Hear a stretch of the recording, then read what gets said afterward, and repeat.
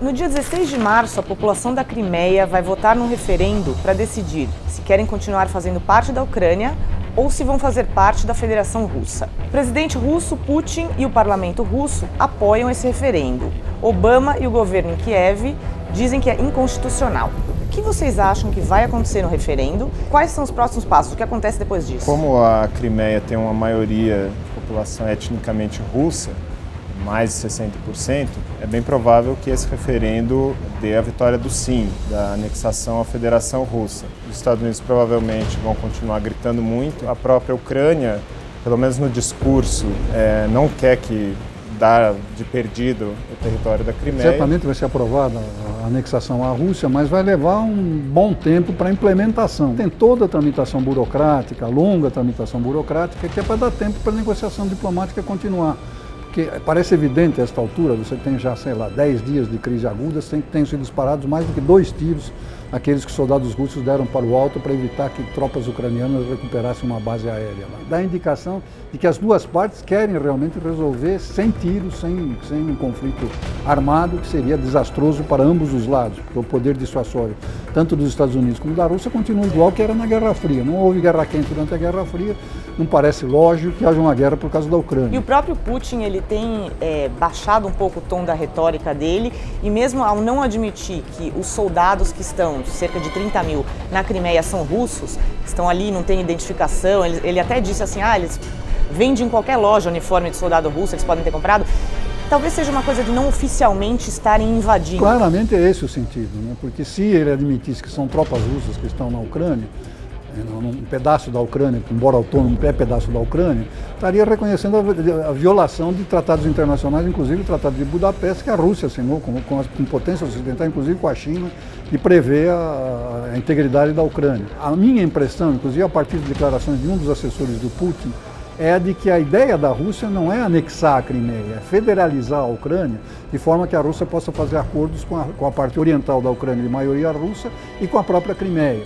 Além do que, a autonomia, a presença russa na Crimeia está assegurada pela base que eles têm um leasing que vai até 2042, prorrogado até 2047. Eles não precisam nem mandar tropas para controlar a Crimeia. Os Estados Unidos anunciou sanções, a União Europeia também. As dos Estados Unidos são, basicamente, eles vão caçar ou banir vistos, né, de vários russos e pessoas e ucranianos ligados aos problemas ali. E também tem uma ordem presidencial que também permite bloquear alguns negócios entre Estados Unidos e empresas russas.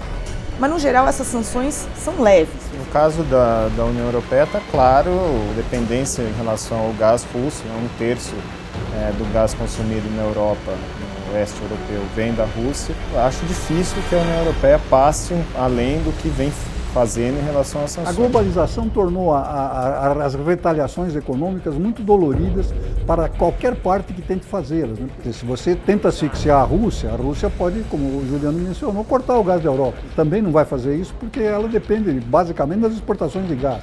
É uma montanha de dinheiro que entra que a Rússia, que está numa situação muito delicada economicamente, não pode prescindir também, quer dizer, é do interesse das duas partes. O presidente Obama está sendo cobrado por ter feito um ultimato, no caso da Síria, né, dizendo, olha, para o Assad, se você cruzar a linha vermelha de usar armas químicas, vai ter consequências sérias, e agora também disse assim para o Putin, se vocês invadirem, haverá custos.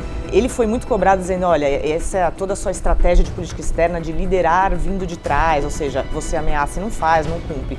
Você acha que essa crítica é válida? O Obama está sendo criticado por não fazer o que ele realmente não deveria fazer. Quer dizer, no caso da Síria, vamos pegar, o que ele deveria fazer? Atacar a Síria, porque houve o ataque com armas químicas? Seria um desastre de proporções incalculáveis. O que ele deveria fazer no caso da Ucrânia? Atacar, mandar tropas para defender a Crimeia? Também seria um conflito provavelmente atômico. Aí... A escolha de algumas palavras, às vezes, que o complica, né? Por essa coisa de cruzar a linha vermelha. Isso criou uma coisa em torno disso que, na verdade, era muito mais retórica, semântica, do que realmente uma coisa concreta. Exatamente. Mas o que a gente pode esperar, então, depois desse referendo do dia 16 de março? Eu não vejo possibilidade dos ucranianos fazerem mais do que reações retóricas ou pedir auxílio para o Ocidente. E nem a União Europeia nem os Estados Unidos vão, de alguma maneira, auxiliar. Continuar a linha de adotar sanções na expectativa de que o Putin seja convencido a recuar. O que eu acho que eles têm que procurar é alguma saída que dê uma maneira de salvar a face.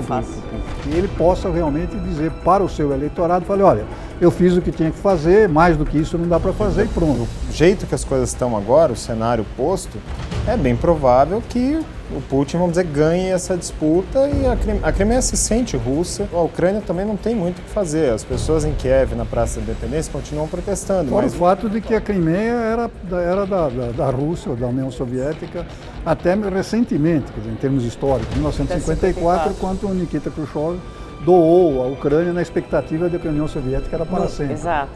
Então tem ainda esse argumento a favor. De recuperar, olha, recuperamos, demos, agora tiramos.